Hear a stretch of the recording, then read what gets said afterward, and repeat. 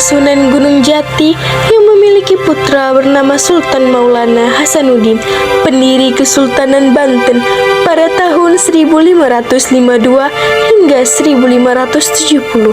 Kemudian, tahta kesultanan diteruskan secara turun-menurun, yakni Sultan Maulana Yusuf, Sultan Muhammad Nasruddin, Sultan Abdul Mufakir, dan Sultan Abdul Malik.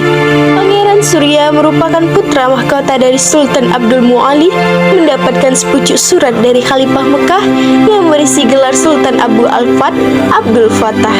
Pada tahun 1596, di bawah pimpinan Cornelis de Houtman, Belanda kali pertama datang ke Indonesia, tepatnya di Banten, Jawa Barat. Namun kala itu, Belanda langsung diusir oleh penduduk pesisir Banten karena mereka dianggap kasar dan sombong. Pada tahun 1651, Banten tercatat sebagai pusat perdagangan internasional karena letaknya yang strategis dan berada di jalur sutra, di mana transportasi air di saat itu menjadi satu-satunya penghubung antar negara.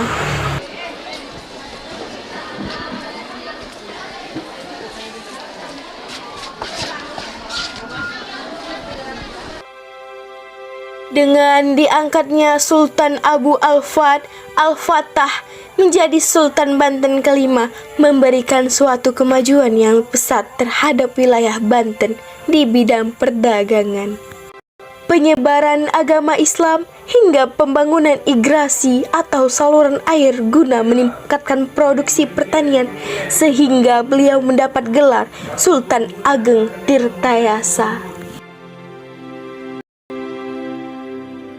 Tergesa-gesa. Ayahanda, koloni Belanda membuat ulah kembali dengan memblokade perairan Teluk Banten, sehingga para pedagang dari negara-negara lain kesulitan untuk masuk ke pelabuhan. Apa yang diinginkan mereka, sehingga mereka tak pernah puas membuat kegaduhan? Ini semua terjadi karena kita lebih memilih bekerja sama dengan orang-orang Eropa. Kita melakukan ini karena mereka meminta kita untuk memonopoli perdagangan, dan itu berdampak tidak baik untuk perekonomian Banten. Kita harus berbuat sesuatu, yaitu kita lawan mereka. Jika perlu, bongkar semua kapal mereka yang menghalangi para pedagang asing. Pada tahun 1656, Banten melakukan gerilya besar-besaran terhadap Belanda dengan merusak kebun tebu, beberapa kapal milik Belanda, dan lain-lain yang memberikan kerugian terhadap Belanda.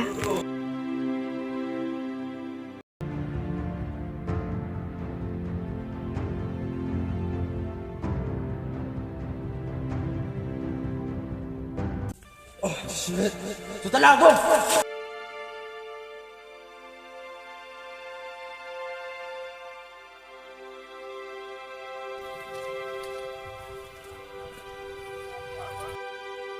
Akibat kejadian itu, pada tahun 1657, koloni Belanda menawarkan perjanjian gencatan senjata, yaitu pemberhentian perang untuk sementara dikarenakan banyaknya kerusakan dan kerugian yang dialami Belanda, yang membuat Belanda tidak memiliki senjata yang cukup untuk berperang.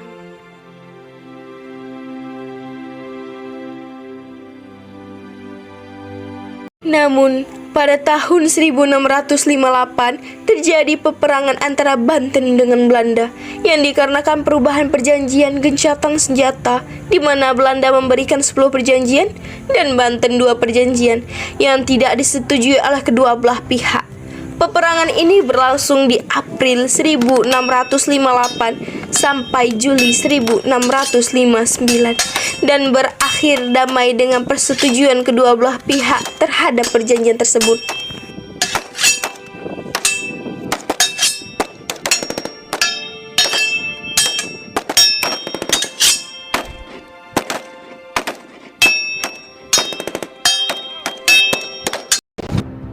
Setelah diangkatnya menjadi pangeran mahkota, maka Sultan Hajib mendapat tanggung jawab dalam hal urusan dalam negeri. Sedangkan Sultan Ageng dibantu oleh Pangeran Purbaya bertanggung jawab dalam hal luar negeri. Anandaku, sebagai calon penerusku, maka kau kuberi tanggung jawab untuk membantuku dalam mengurus kerajaan ini. Uruslah segala urusan di dalam negeri ini, sedangkan urusan luar negeri biarlah ayahanda dan Pangeran Purbaya yang mengurusnya.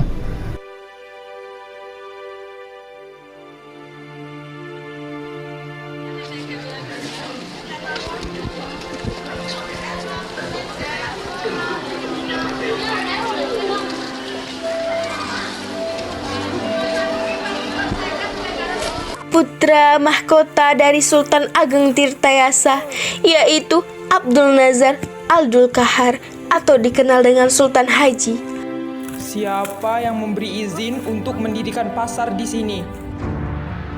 Wei Chew pun mendekati dan menghasut Sultan Haji agar kekuasaan yang sampai jatuh ke tangan Arya Purbaya.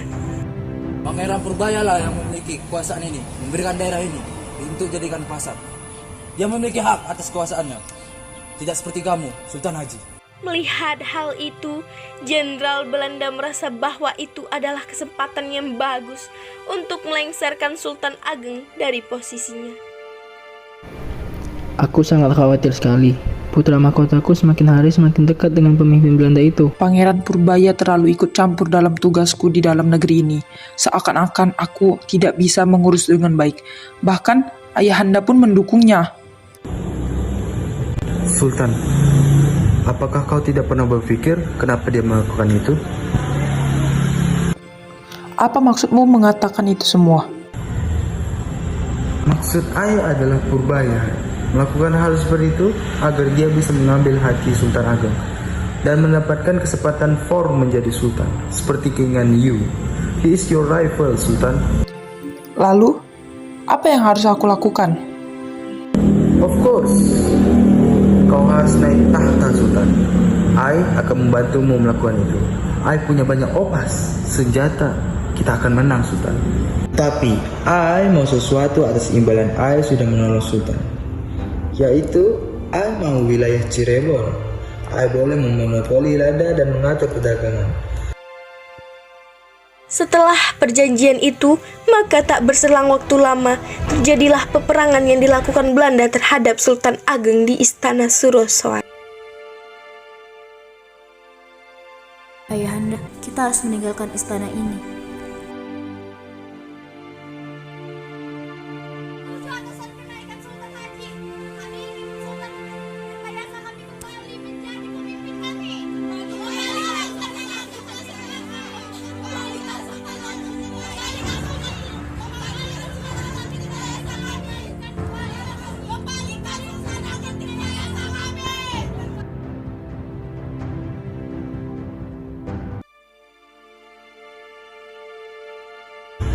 Sultan Haji adalah pemimpin kalian, dan kalian harus menerima itu.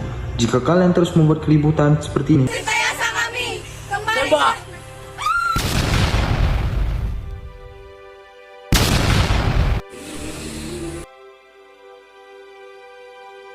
Ayahanda, pasukan kita banyak yang gugur. Dan hamba mendengar bahwa Sultan Haji dan Belanda sekarang bukan hanya mau menguasai keraton Surosowan. Ya, Sultanku, sebaiknya kita semua pergi dari sini.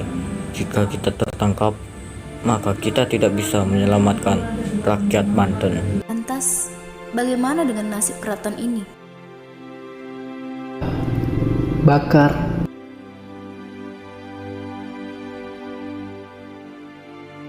Sesungguhnya aku tidak bisa membakar keraton ini, tetapi lebih baik aku membakarnya daripada harus menyerahkannya kepada Belanda.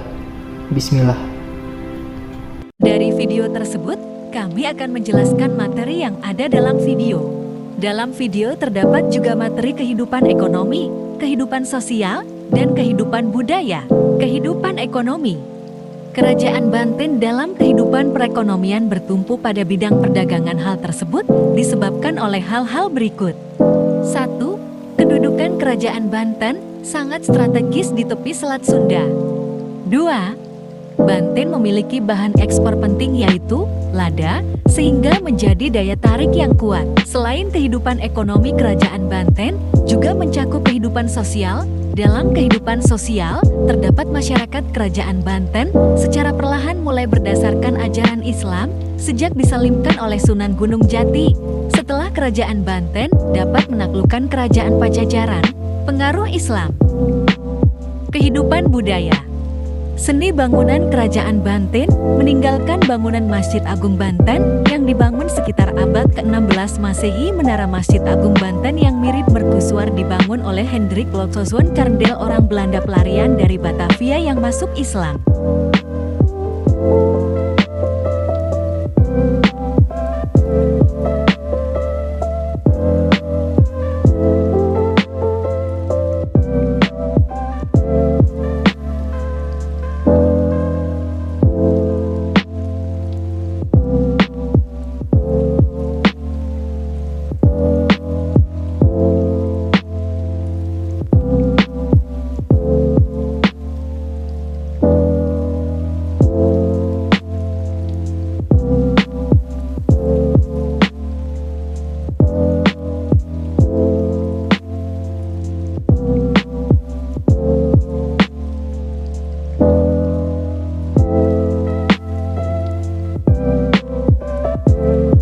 Jika dalam video yang kami buat ada kesalahan kata, mohon dimaklumi. Terima kasih.